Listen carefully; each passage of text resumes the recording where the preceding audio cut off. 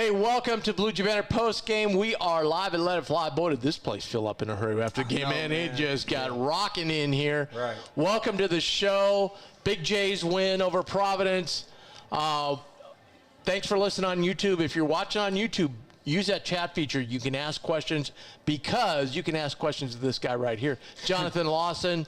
A lot of you have been asking about him. Here he is right here on our post-game show. We're happy to have him on Player Profile, sponsored by Care Miners. What's up, dude? How y'all doing? Thank you for having me. Thanks for coming on. I remember last summer I came in here, and there you were with your parents. Oh, yeah. Having lunch that day.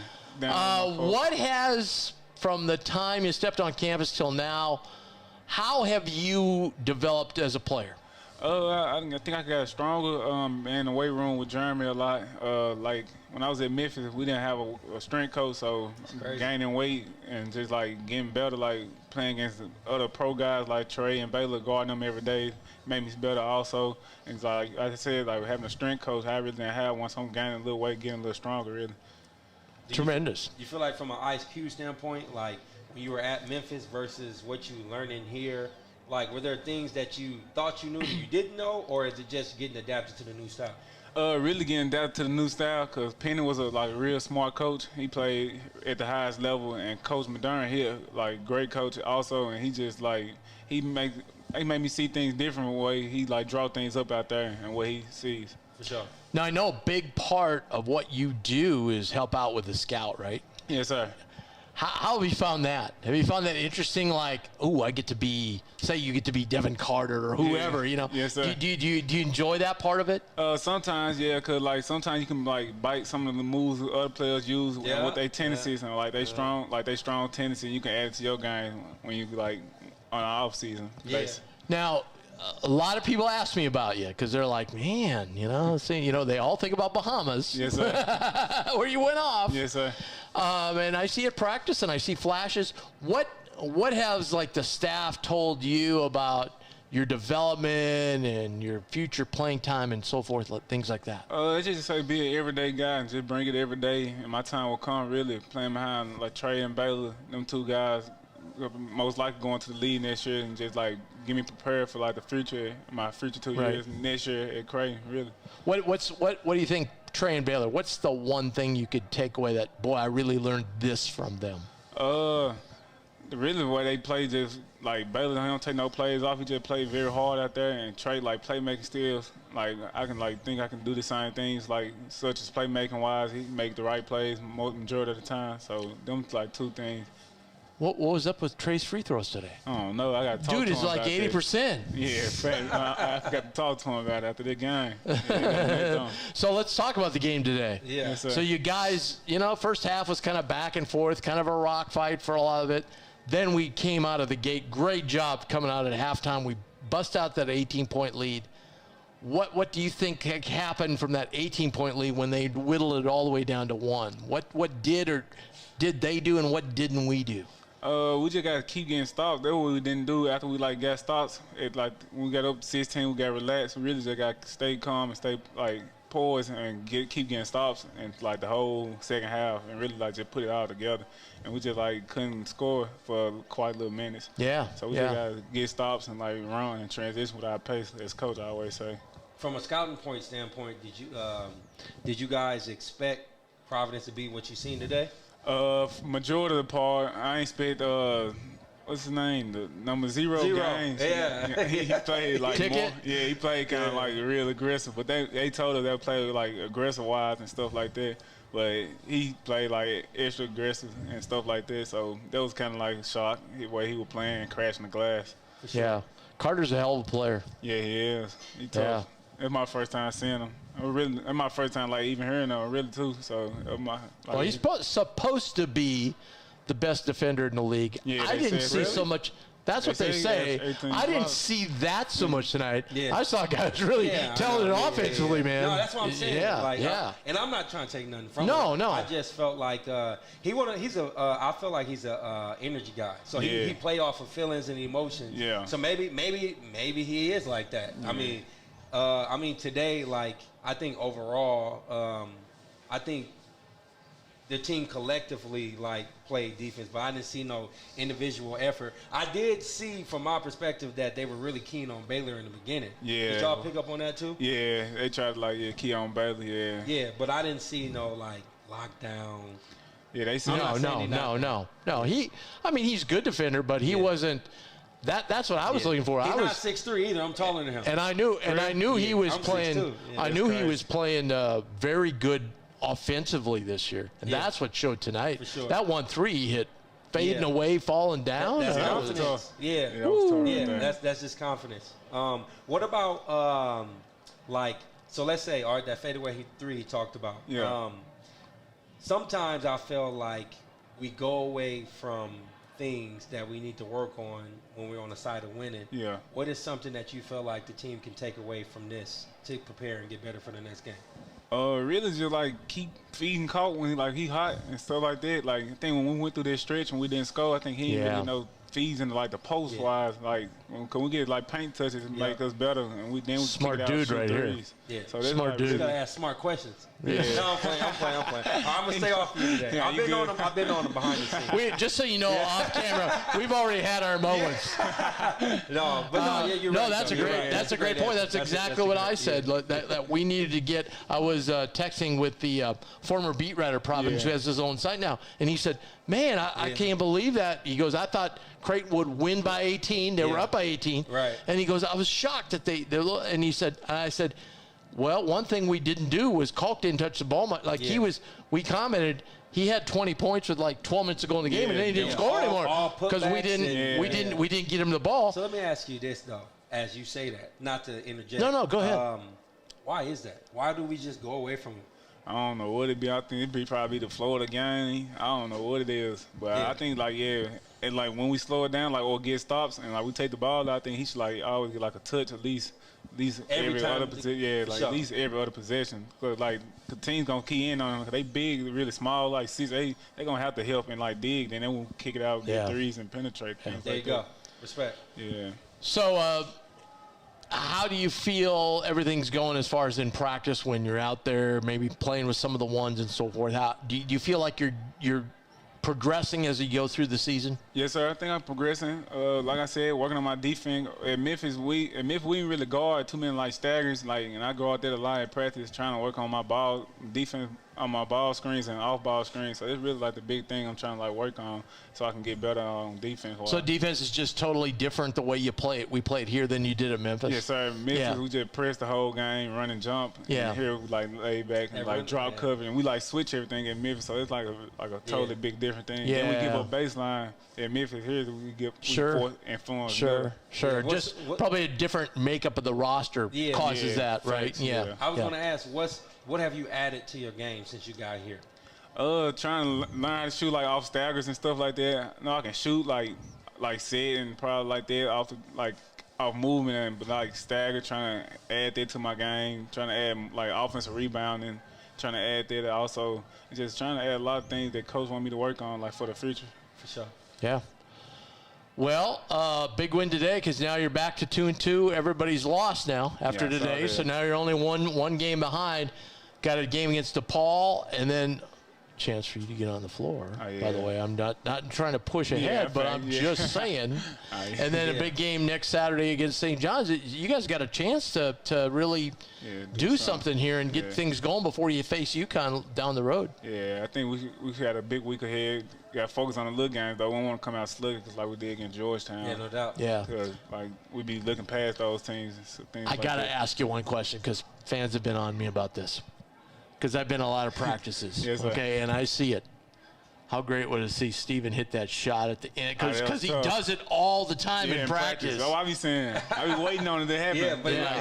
I be waiting. And you can tell his teammates were all out there chest bumping him. I like when he make it in a game because you can feel the the animosity from the naysayers. Man, when you gonna hit a shot, bro? Yeah. That was a big shot. That was a big shot. I always laugh when he hit a three, just to let you know. And that kind of sealed the game. No doubt. It was a big shot. It was a big shot. Absolutely. Jonathan, it's been a pleasure. You've been great. Thanks for joining us. We appreciate it. Thank y'all. Hey, that's Jonathan Lawson joining us here, and that segment was sponsored by Care Reminders Home Healthcare. You know, they've been a wonderful title sponsor of ours for this whole post-game segment. And if you're in need and care of an injured, ill, or senior loved one, reach out to Care Reminders Home Healthcare. Their agency is comprised of certified caregivers who have many years of experience. You'll receive versatile, flexible, and customized care, and it'll give you tremendous comfort and peace of mind for your well-being. So give them a call, 402-532-1383, or go to caremindersnebraska.com. Thank you, Jim, and everybody at Care Reminders for helping us out with this season's program.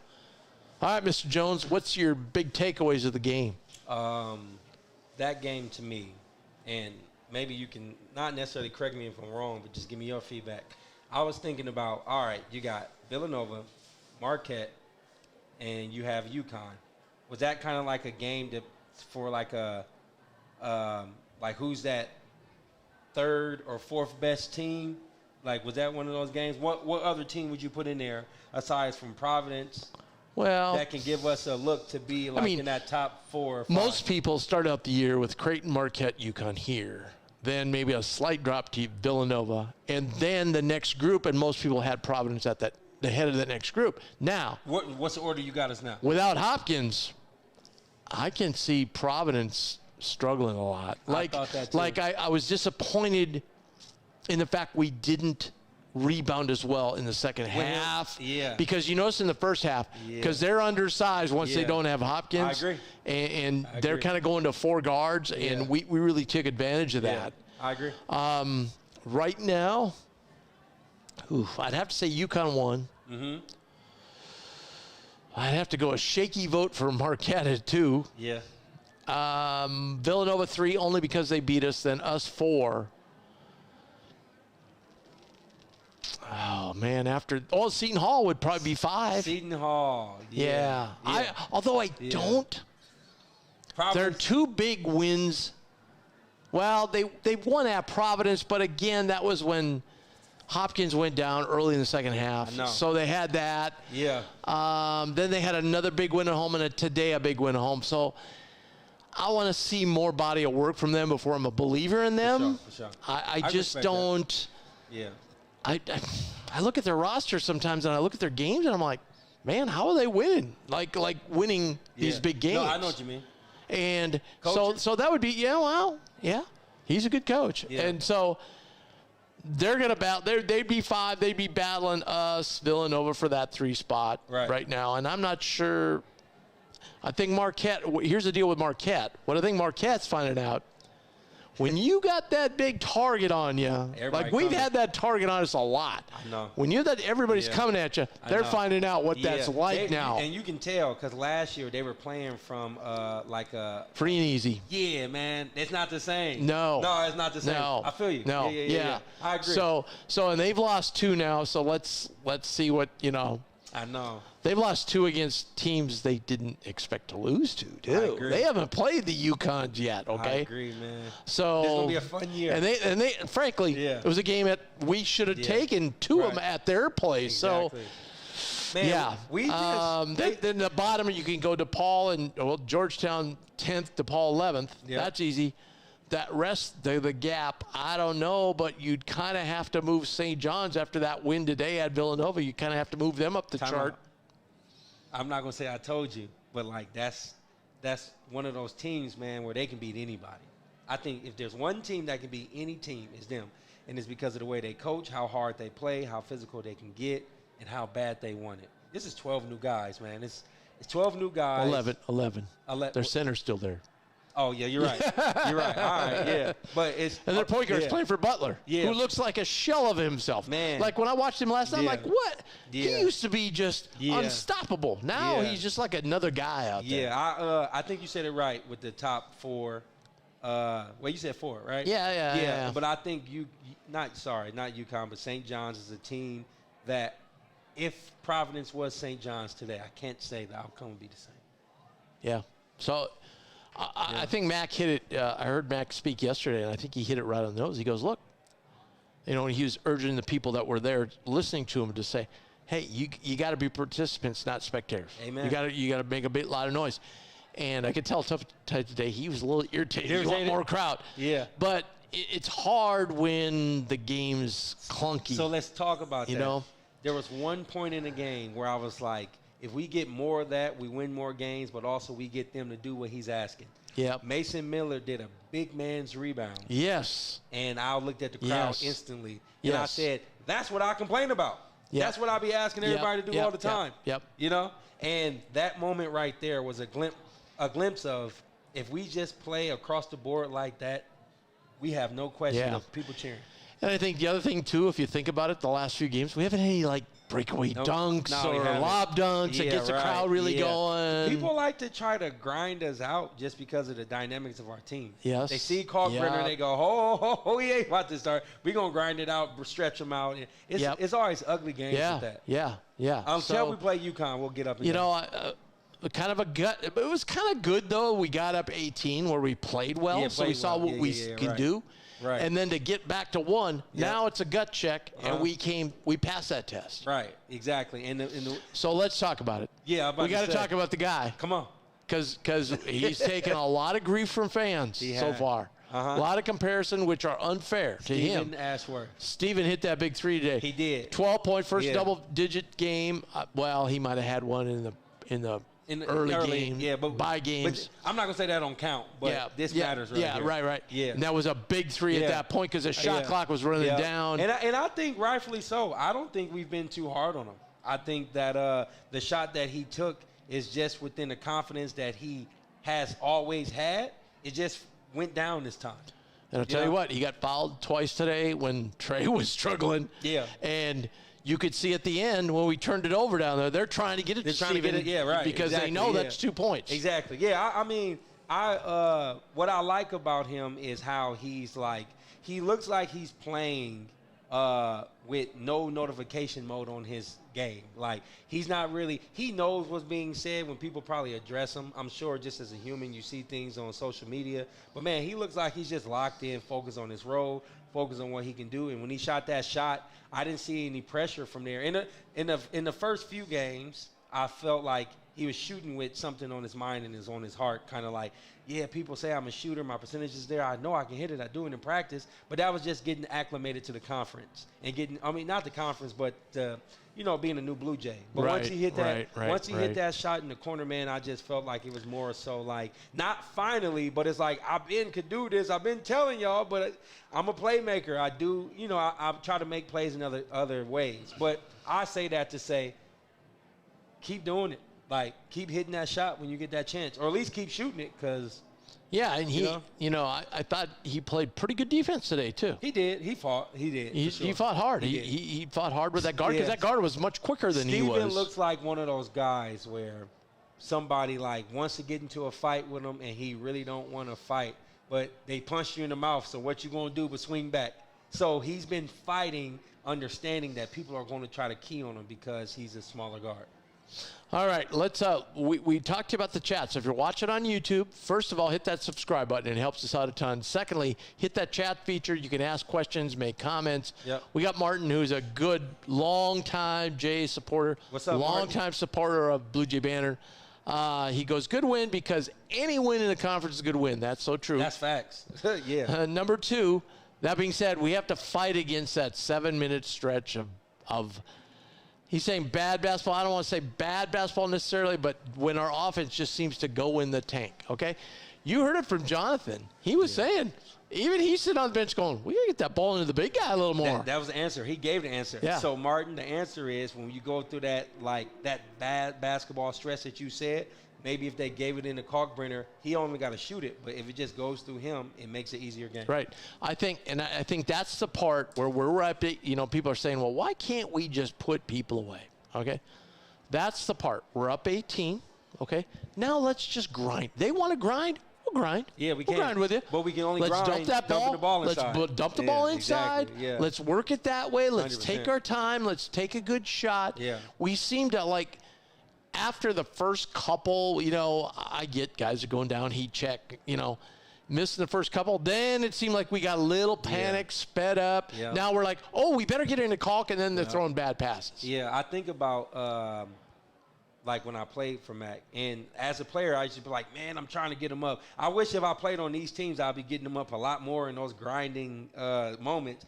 But the thing I do like about Coach Mack is how if you play inside out, you actually get a better opportunity. Sure, absolutely. Yeah, for sure. The other thing I'd like to see us do there, too, is today, I mean, a lot of games it's this way, but today, really evident, they couldn't handle Baylor. No. So clear out. Let Baylor just go. Yeah, I think get that traffic out of the way and let him go. You notice early they were keen on not letting him get it off, right? Because they know once he gets going, it's not even if he's going to. But he was taking it inside, scoring at will. Exactly, and I like how he's been trying to adapt to new schemes being thrown at him. Last year it wasn't like this. No, you know? no. He's pretty confident in getting inside, sure. and it seems to me, guys. You were the same way, so you'll be able to tell us. It seems to me guys are really screwed up with his left hand. Like they're like thinking he's going over here and he's going over here. No, he plays almost like unorthodox with his game. Yeah. And then when he turns a corner and he gets downhill going right and he uses his inside left, that's hard to guard. Yeah. Or especially going to his left. Yeah, lefties with anything are always have an advantage. I think so too. And that's just true. It's people like with Kolek. They're always saying, don't let him go left, don't let him go left, don't let him go left. Man. They're probably saying that about Baylor, but those good players, they get there. They get there. Yeah, you're right. No, for sure, yeah. Yep. I thought that this game with Baylor was a game where, you know how when Trey gets cold, there was a point in time I literally was like, dang, where the hell is Trey? Like, it seemed like he wasn't out there, and obviously he was on the bench. You know what? And let's go right now to worst call of the game. Okay, let's do it. Worst call of the game. You talking about the trap? Well, that was bad too. But worst call of the game, again, sponsored by a title sponsor, Care Minders Home Health Care. Thank you so much for sponsoring for us all season long. If you home care for injured, ill, or senior loved one is something you probably don't think about until it's time. And speaking with Jim over Care Minders, he said, nobody thinks about us ahead of time. It's when it happens and you're like, oh my God. Right. So get ahead of the game. Go to caremindersnebraska.com. Check out all that they can offer. If you have questions, call them up 402-532-1383. I just thought and Mac was really on those officials. Then they were telling them no more, We were getting absolutely hammered. You could have called probably 2-3 fouls on a bunch of Baylor's drives. In a row. You could have called the same thing with Trey. Yeah. Down there, one bump and the whistle blew. Yeah. I just could not understand it. He got mugged under the basket. He got mugged, and then English runs out there like somebody just got shot. And it's like, my God, our Trey just got mugged several times. I can't tell if the refs went that route with going a different direction or how they're calling it because of getting a lot of ref working from the coaches or what. Yep. But, no, I agree. And I'm not one to try to, ride the refs as far as, deciding the game and what we could have or not have. But there were a lot of obvious ones, man, where, they could have been called. Baylor just seemed unbalanced. Baylor probably could have had about 8 more points. Yep. All right. Hey, keep chatting away. We'll get to your chats in a minute, but we got to go to our Coach's Corner segment. And today it's sponsored by Equitable Bank. We take banking personally. They've been around Omaha forever. They have 2 great locations, Pierce Street location in Elkhorn and also just south of the Schwab headquarters. They take the headache of banking away. They have personal checking made easy. They do answer the phone in the first ring, and they have outstanding customer service. So go today. If you're looking for a new bank, this is the bank to go to. Equitable Bank, they take banking personally. And remember, they always answer the phone on the first ring. It's time for Coach's Corner. My favorite guy. Oh, yeah. There you go. Yeah. Derek Kellogg. Somebody likes me. That's cool. Yeah. Well, I know you got to hurry and get down and do your greeter duties down there, greeting all the huge throng of fans coming in after the game. But where they at when we lose, right?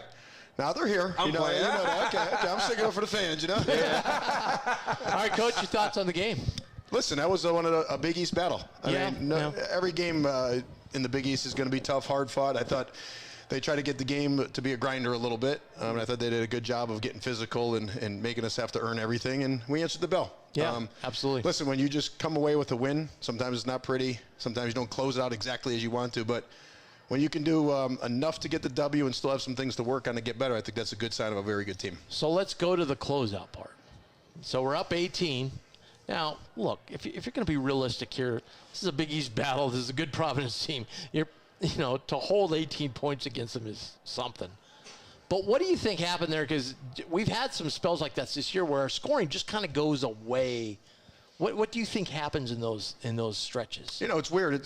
It's a coaching thing. Sometimes you get up too early in the second half. You almost want to methodically get it a little bit later in the half, but we'll take being up 18. We just sometimes mentally you're not pushing tempo as much, or you're getting a little I don't want to say lax on defense, because I didn't think that was the case. I thought they made some tough shots, and then we just didn't score the basketball. There's going to be some ebb and flows in a college basketball game. And sure. If you can keep that ebb, per se, to a 6 or 4, 6, 8 point swing versus a 12-point swing, I think that could be something that could be beneficial. Listen, Coach mentioned it, at the end of the game, that, when we have teams down, you got to put your thumb on them and try to, close the game out earlier than wait until the last, 30 seconds to a minute. But I want to say something, though. You mentioned defense. When we were through that huge spell where we didn't score, man, it was stuck on 8-10 forever, and that was because of our defense. Our defense held us at that point where it never got, totally tense, and then they went on an 8-0 run where it got tense. But, our defense, I think, kept us in that stretch where we kept getting stops. We just couldn't score, but it kept it at that 10-point margin. True, and I agree. And some of the shots they made when you're down 8 or 10 and you're trying to come back, I think Carter hit a 3 at the top of the key. Yeah, Steven was draped all over him. And then Pierre sprinting to the corner, knock one down. And then that gives you a little bit of confidence. Say, hey, we're back in this game. Team confident. Yeah, and then they started playing more like, let's run our stuff and get it inside to Adora a little bit. But, they had a good game plan. I thought we had a great game plan, and our guys did a very good job of executing.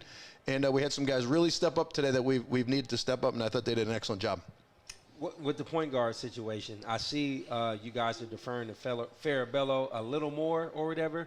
Do you guys ever see Steven ever playing the wing, playing the 2 ever?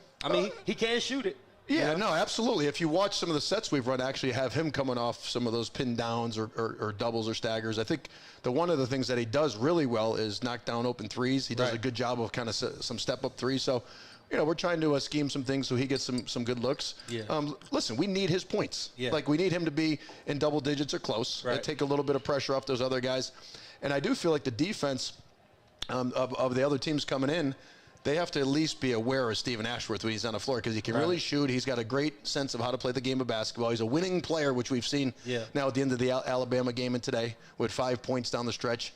And as he continues to evolve, and as he continues to gain that confidence and become the player that we all know he is and will continue to be, I think we got a nice growth curve of getting better and better. I anticipate him being a double-digit scorer. He's become a much, much better lockdown defender. He's getting tougher and more physical. Yes. At one time, we're going to post him. That's going away. Right. Now we're going to drive him a little bit. That's going away. Yeah. Now there's, he might have one small layer left, but I think he should feel really confident and good about where he is as a basketball player. Two things today. Number one, I love that mid-range jumper that, because he's got just such a beautiful shot. He can hit that. And today they were giving that open and he hit that. But that big 3 in the corner, that was, it wasn't like it was a tie game or it was a 6, but that kind of won the game right there. That shot pretty much put it away. Huge. I was so happy for him because I watch him in practice, he just didn't miss. He just. You called and I was elated. A few of my friends back home sent a little clip of my. I don't want to call it dance when he made it, but I feel like it's so deserving for him to play well. I apologize, I missed that. I told you. When you carry yourself like the way he does as a human being and a basketball player and a team, give up of yourself for the betterment of the team, all the cliches of a coach, but when you're really that person, you deserve to play well. You deserve to make 2 free throws. You deserve to knock down the 3, and then you deserve the praise that comes with it, because you also – people want to criticize and critique you when you're not perfect. That's what I was saying. So when you just made a 3 to win the game, then let's hear people praise him and say how great he is as a person and player. I was saying that the thing that I appreciate about him, I was like, just being a human and just playing basketball. When he first came, you can't do nothing but kind of hear the chirping, but he's been consistent since at least 1 or 2 games about who he is, to his integrity and character. And so when he hit the shot, it's like, that's who he is. He's been doing that. It just happened to be that opportunity in that play. Listen, you can go across the country and look at college basketball and kids that have come in the transfer portal and it's a mixed bag. Yep. And I think Steven's on a nice upward trajectory. I've coached other players and guards. They want to come in and feel welcome and be part of the team and make sure that they're doing all the right stuff. Yeah. And then they start to assert themselves. I saw with Derrick Rose, and it's a different level. He came in to assert himself and then took it easy. By the NCAA tournament, he was Derrick Rose. And I think, a guy like Steven, just be Stephen Ashworth. And I think he's doing an excellent job. Game by game. Yeah, and listen, he's playing with some of the best players in the country. Right. So he can play off of them while he's playing with them. Absolutely. And I think he's just growing on defensively. Today, I thought he did a nice job. He got in front of the guy several times where it looked like, he's going to beat. And no, he's starting to recognize. He busted his tail to get in front of the guy. People are starting to it's like in his mind now, like, oh, okay, this is what it is every night. The other thing, too, I think he's getting a little bit used to the physicality, too, because he's like, okay, this is a little more physical league than I played in, No, totally. Yeah. And we have different schemes defensively than other teams in the country. We've all played college basketball or played in the park or played at the YMCA. There's different schemes defensively, and you have to get used to a guy that puts it to the deck versus a guy who bully balls versus somebody who's ball screen. Right. And so I think the Big East versus his previous school is a little different. The guys are a little bit bigger, a little more physical, and maybe not as free-flowing as some of the teams they played against. We just had Jonathan in here, Lawson, and he was saying the very thing. I just had a totally different scheme at Memphis, and I had to learn a lot of things, and I'm learning a lot of things. But I think even for the guys that aren't getting as much playing time or are redshirting, those guys are improving going against. And as they've improved, I think it's made, Trey and Baylor and Steven and Mace, those guys work harder in practice every day. So it's kind of, the rising tide lifts all boats. As you get better and improve, your team's going to get better and improve. Right. And then all of a sudden everybody's going to look it in. You're going to get yourself and be ready for that opportunity if it comes.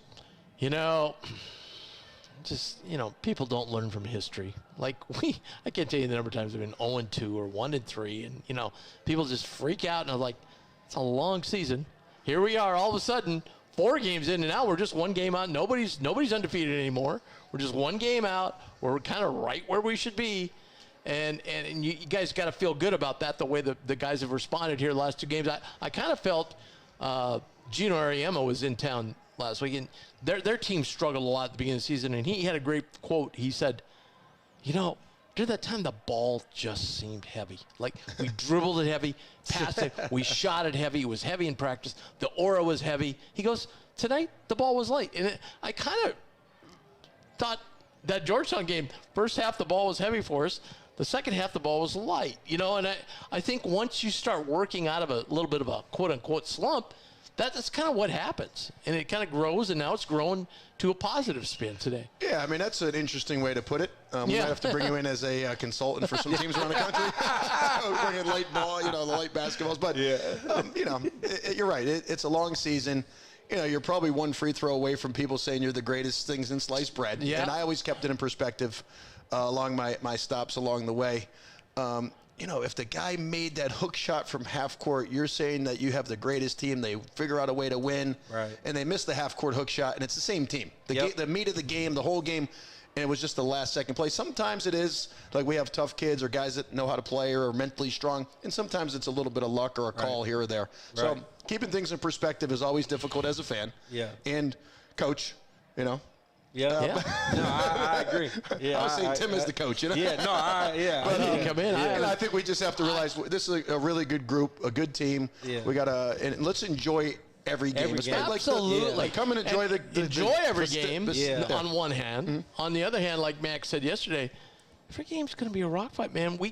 You can't just walk in a game, while we're at home, we're going to win. No, every game's going to be down to the wire. It's going to be a tough game. That's the way the league is this year. Well, and I also feel like, we got an amazing 17,762 fans that come to every game, and I think they should take it as a personal challenge for us to win at home and really, when we're in the game, let's go. Let's all be in there. For 2 hours, let's do it. I've been plotting on ways that I can, include them from an MC standpoint. Absolutely. At the game. Yeah. They were great today. Like when the game was on the line and we needed to stop a few times, I thought the crowd was amazing, and really into the game. And I think that's a nice boost for our guys to realize 100%. that. Listen, you have a city of 1 million people or however many it is all behind you. Yeah. Rowing in the right direction. Now you got a few people over here and there that want to throw some jabs every now and again. But for the most part, I think this is a great city that is all rowing in the right direction, and let's keep it that way. I agree. Well, I was going to, at one point a few years ago, I was thinking about walking into the championship center and teaches some of these guys how to shoot free throws. But since then, we've been a great free throw shooting team. But man, you're thinking you got Trey at the line. You're thinking, okay, this is a done deal. He had just one of those days, right? But I'll tell you what, we didn't even mention Trey Alexander today. No. I mean, he's covering who might be one of the top 5 players in the Big East and did a fantastic job. Absolutely. When he shook him some, that's when he got off a little bit. Yep. And I thought offensively with probably the best defender. So you had, the best defender who might be one of the better players in the Big East going head up. And I thought Trey handled himself very well. He did. Looked the way he's supposed to look out there. Didn't get frazzled. No. And so that's a great sign because he wasn't in foul trouble, was he? He was. We had to take him out in the first half. Because I was like, man, there's a point in time I felt like, where'd Trey? He was out for 6-7 minutes in the first half, I think. There was no drop off though. I mean, and maybe that was why his rhythm of his free throws was We off, actually held it together during that stretch, which was good. Bello at times, doesn't get as much credit as he deserves as a defensive stopper. Yeah. We were able to put him on Devin Carter some, and the drop-off from Trey to him was some, but not a lot. Because I think Bello doesn't look physical, but he knows how to play angles. He's a little tougher than he gets credit for, and he definitely knows where the basketball is supposed to go. Right. Well, coming from a guy who used to talk a little bit when he was on the floor, we were talking about this earlier. Yeah. The kind of like one of the little points in the game was when they had cut it to 1. And then Trey went down and hit a 3 and started yapping big. The ref had to get in between him a little bit there. Yeah. I like that, and he threw Carter totally, because then Carter was like, I'm going to show you, and threw up the next 3 shots were bad shots. Carter took a few tough ones. I think with the kid Hopkins being out, he felt like it's his team now. He did. And he hit that. The best thing that might have been was when he hit that top of the key 3 from like 4 feet beyond the arc with Steve falling down. So then he took 2 or 3 more. But listen, that's a good team. They're top 25 coming in, and I feel like at home they're a monster. Yep. Very good on the road. You're going to be in a fight in a street fight every time you play them, and that's a good win for us. Good job not taking the bait of my comment there. Which one? All right, so now we go into a team that's everybody knows they've been struggling. How do you get the guys like motivated and up to not even for a second look past this next challenge? There's no looking past. These guys, honestly, they're mature. We treat every game, Coach Mack and the staff and the team treats every game like it's a national championship game. Yep. There's no slippage in scouting. There's no slippage in how we go about our business. There's no slippage in travel, how we do things. So there's definitely a routine and a way to go about things to keep everything the same. Listen, at times you're going to be up for, whoever. That's human nature. But I think our guys realize that you need to take care of business no matter who it's against, whether it's a practice going against the red team or the other guys, the white team, whatever it might be. That's a good philosophy. That you have to just go about it. And at the end of the day, if you want to get to where we want to get to as a team, a program, and players, mainly the players, then you can't ever look past an opponent. Yeah, absolutely. That's well said. Coach, thanks so much for joining us. Appreciate it. I'm just getting going, but I appreciate it. I'm going to get moving here, all right? Assistant Coach Derek Kellogg, just the best. Thanks so much for joining us. And again, his segment is sponsored by Equitable Bank. We take banking personally. President Doug Naggard, huge Jays fan, wants you to join the many who have switched to Equitable Bank. They are the bank of Bluejay Banter, by the way. So that's Equitable Bank. They take banking personally. And remember, they always answer the phone the first ring. Their customer service second to none. So please check them out as your bank today. Okay, so we get back here to the comment section. Okay. We had another comment. Actually, probably should ask Coach about this, but this is another one from Martin that's really good. And I wanted to comment because I noticed this going on, and I thought maybe there would be a timeout. He goes, the legs look tired during those stretches, and if they got to find a way to get it inside. Ashworth, and then he brings up a point about Ashworth, played much better today, so hopefully he's turning the corner. The league is just wide open. I want to get back to the legs tired because that was a long stretch. There was no whistle when they went on that run. No whistle. And I could tell Mason was gassed. There were some guys gassed, and I thought maybe Mac would take a timeout, but obviously he's waiting for that under 8. And it didn't come. Yeah. And that was kind of unfortunate. I wish that is a criticism of Mac sometimes, that he sometimes doesn't take that. I wish he would, you want to save your timeouts when you need them at the end, but on the other hand, maybe that timeout there is way more important than a timeout you might need at the end of the game. You know what I mean? You can look at it either way. I don't think you're wrong about what you're saying. I do believe our first point of if they threw it inside. Yeah, well, there's it'll that. slow the game down. There's that. You know, like in that stretch where there's no whistle, it's kind of like, all right, nobody's hitting shots because everybody's gas on both sides. So what team is more mentally tough? And so there's something about throwing the ball inside, playing inside out that'll solve all that. And Mac won't even have to teeter with a timeout. That's just my thought. That's what I would do. By the way, we mentioned DePaul. Just want to say right now, the Creighton women are playing DePaul. They're playing at DePaul's arena. They're up by 9. I still love DePaul regardless. I'm rooting for Coach Stubblefield so bad. I'm all for sure. Plus, he was a Dana assistant. I know. You know. Yeah. And I'm just rooting for him, and he's such a wonderful guy. I got a chance to talk to him when we were in New York. Like, what is it? Like, why can't? I don't know. You know. And I know he told me, he goes, you know, because I asked him about Dana and so forth. He goes, I talk to Dana every day. Trying to get some pointers. Yeah, just say, hey, what have you seen from my team? If you have seen him, like, what should I do here and so forth. Yeah, you would think, and it's been, let's be honest here first of all, and not put this on Coach Stubblefield. Mm-hmm. It's been a long time since DePaul's been able to get the top talent out of Chicago. I know. It just has been. I remember when in the Valley days, I want to say we played against DePaul, or I believe I seen DePaul play. They had a player named Dara Tucker.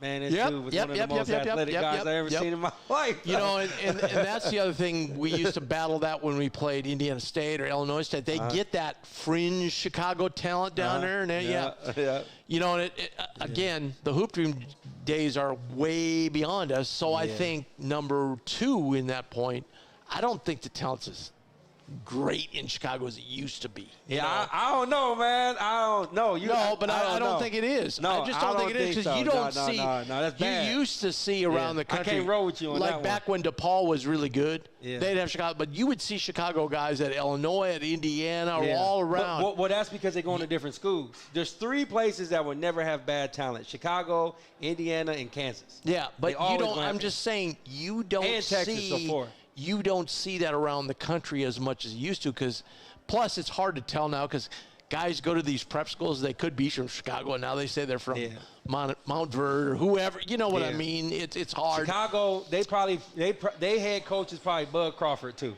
because there's a lot of dogs in Chicago. There's a lot of dogs, man. It's just they just not going. They not staying. And you know, and look, the Big East has high academic standards, so they got to reach those too. And not only that, winning brings winning. It just does. Yeah, you know what I mean?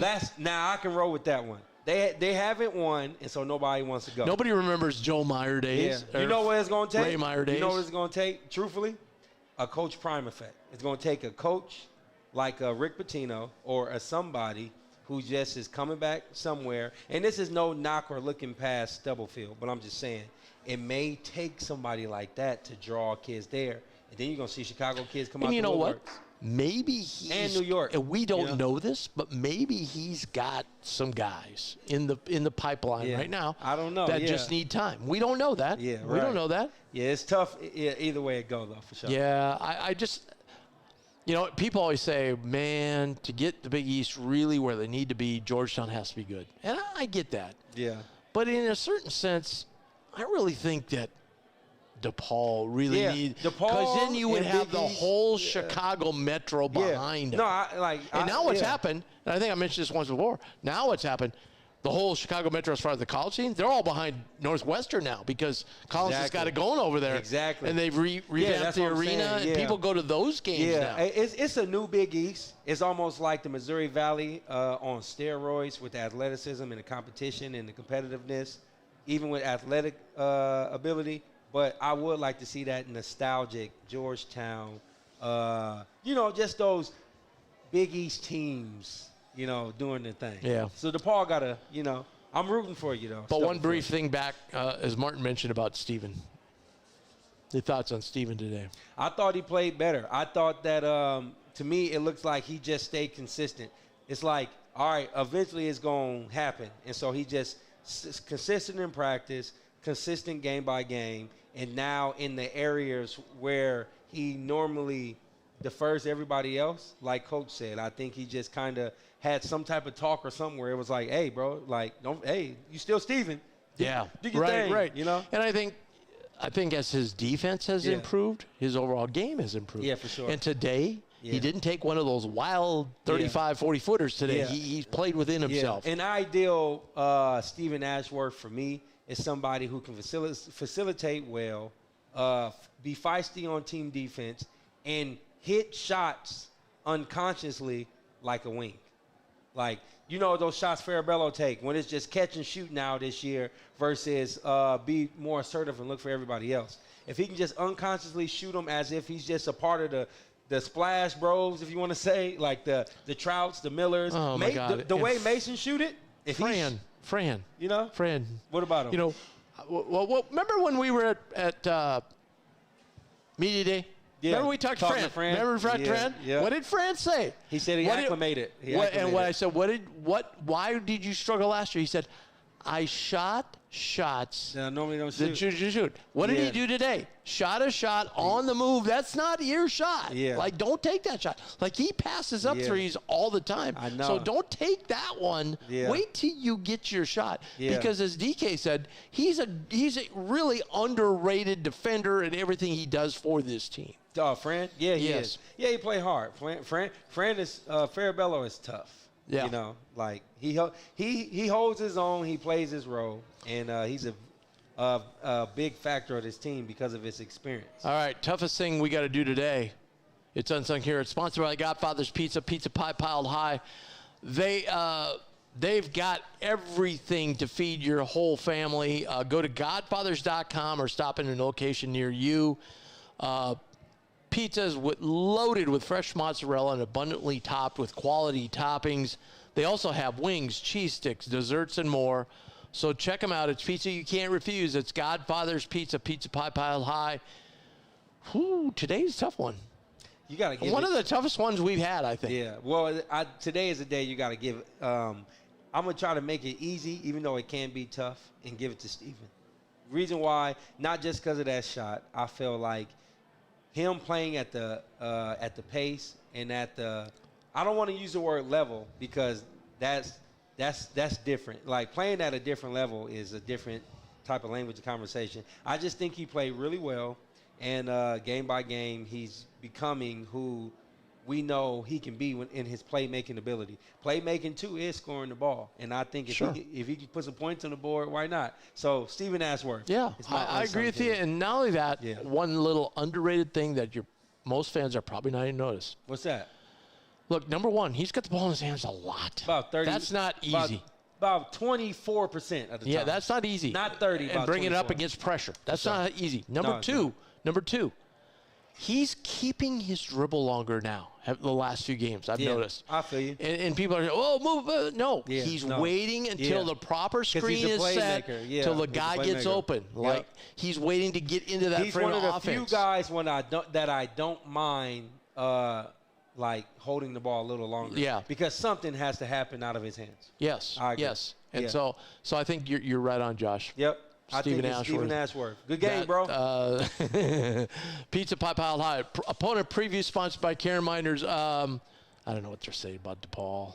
They're 3-11 now. We said enough, right? It's not trending well. No. And DK's so right. But don't sleep on him. Under Coach Mack, it's always the next team up. Yeah. And he's right. They when you go to a practice before UConn or you go to practice for DePaul, you wouldn't have a clue who the hell they're playing. No, you won't. It would same practice, same attention to detail and so forth. Yep, that's good about Coach Mack for sure. Yeah. But I wish, there'd probably be more, well, probably not more, but there'd probably be about a third of the arena full of Creighton fans. Not full. I agree. The arena's not going to be full. What if DePaul gives us their best shot, though? I haven't seen it yet. Yeah. That's a problem. I mean, their best game was a double-digit win over Chicago State. Yeah, I can't see it either, but they beat South Dakota, and let's just not beat a team. It's kind of like the Pistons. They had their shot today. They had Georgetown down on the road, which surprised me because I thought after we watched Georgetown, they've got a couple of pieces that can give to you. And I thought, Georgetown's going to walk. And Georgetown had a battle to beat them at home. Sure. Yeah. So, and again, it's back to what we talked about earlier. Winning begets winning. And when you don't win, I always say this, You know, say, well, what happened to this team? I go, losing teams lose. And it's not to be rude, but that's just what happens. It's a culture. And it's not, it's a culture it's not, for sure. Even though coach is a good coach there, it just, that whole aura when you come to DePaul is like, You know, remember their old athletic director said, they were saying about, well, you got to get better players. And she goes, well, I don't think our fan base is here to watch NBA players. I'm like, oh my word, you are so out of touch with what you need to be successful. Man. That was like a whoa moment. Like, no wonder she's not there. Like, it was like, wow, really? Can you imagine somebody saying that? No, I was just a fan. That's all. You know? I mean, but if you're a person thinking about going to a ball game, you're like, oh, so you don't have any NBA caliber team. Like, why would I want to come here? Yeah, right. I'll go over to Northwestern, watch a Big Ten game. Exactly. You know? Yeah, right. You know? Crazy. All right. Hey, by the way, one note of business here. We are not going to have a Bluejay Banter tomorrow. That's our normal Monday show. Just because we got the national championship game and we're expecting a lot of bad weather, so we don't want people to have to drive down here. But go Blue. Go Blue. What? Yeah, man. Oh, no. Michigan going to win it all. No. We're going Huskies. Al, go general Blue. manager here. Go Blue. Daughter goes to Washington, walks around Washington gear. We got to cheer for the Let It Fly people here. My father-in-law is from the east side of Detroit. Go Blue. That's the best way to put it. Sorry, Al. Go Blue. I'm sorry. So anyway, it should be a great game at any rate. So I hope so. If you're down, you live downtown, come on over. You know, drive safe tomorrow, but come on over down to or on Monday, but come on over down here to Let It Fly to watch the game. Yeah. And then we will have a show on the 15th. And Josh Jones is going to be here on the 15th because I'm not sure Ross is going to be. Yeah. But our wonderful producer for all these many years, too. Zach Weaver. It's going to be his last show. He's on to a bigger and better endeavor in Portland. And so we're going to have a special show with him. It'll be his last show, so he'll be here. And we're going to have one of one of Zach's big time favorite moments or special moments here on Bluejay Banter. One of them happened today that we'll talk about that. Yeah, talk about it. Yeah, we can definitely talk about it. Then you have another special moment. Val, our producer today, promised we'd bake him a cake. So there we go.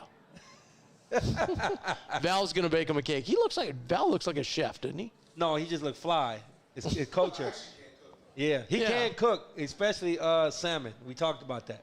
Salmon. Val can cook. Well, salmon's tough, though. He don't look like a chef. He wearing a polo hat for y'all that don't know what he's wearing. Yeah, there Val you go. is fresh right now, by the way. It's fresh. He is. All right. It's culture. By the way, Creighton women up 8 with 3 minutes to go, so they're hanging in there to beat DePaul. They should be able to handle the Blue Demons after a kind of a tough road. But I tell you what, I went to that UConn game. Yeah. They're that good, man. Woo! Paige Beckers, she has a better jump shot than 90% of the men in Division I. Can she shoot better than Caitlin Clark to you? They're kind of different players. I'll tell you this, though. You know how Steven has that rotation on his ball, looks perfect every time? That's the way hers looks. Man. It's just perfect every time. Yeah, she's nice. She's playing with way more talent than Caitlin Clark is. So she has to distribute as well, and she plays. And, man, I'll tell you what, talk about somebody that likes to chirp out there. Oh, she's confident. Do you like people that chirp?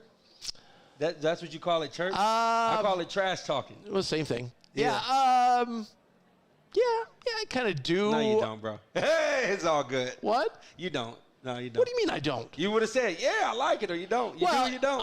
What I was thinking was there are times it's okay, but there are times when it's not okay. You know what I mean? Yeah, I feel you in that. Like today, I thought, it was perfect. I thought, at first I thought, that's pretty strange. Carter's just nailed 4 shots in a row, and you're going down chirping on one. Yeah. But then Trey knew he got in his head. Yeah.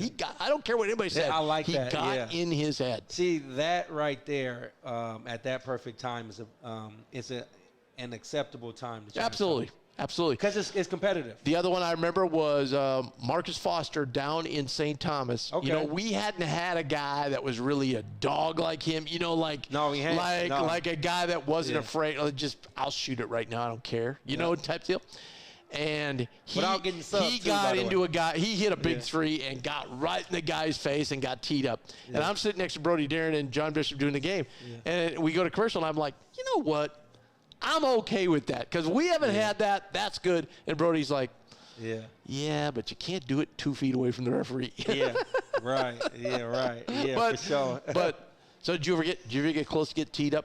Chirping? Well, no. Mine is never I haven't been in the game long enough to get into a situation where I can get to. I don't know. I'm not a technical foul type guy. Did you talk though? You talked. I did, but I wasn't a trash talker unless you talk. If you say something to me, I'm like Trey.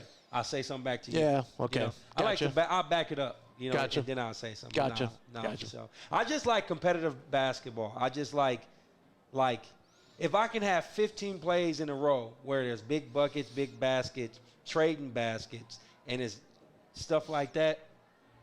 Man, the NBA should take notes on that. Yeah. You know. Wow. All right, 2-2. Great chance to go 3-2. Yep. Josh and I will be right back here next Tuesday for another post game. By the way, thanks for all you people watching on YouTube. If you are, make sure you hit the subscribe button. It helps us out a ton. And like I said, no Bluejay Banter tomorrow or on Monday, but go to BluejayBanter.com. Sign up today. You'll be on the best message board with the best Creighton community in the world. And we'll be back here Tuesday to break down another Creighton win. That'll be 3 in a row, buddy. It would be. That would be a winning streak. Yep. All right, everybody have a great weekend.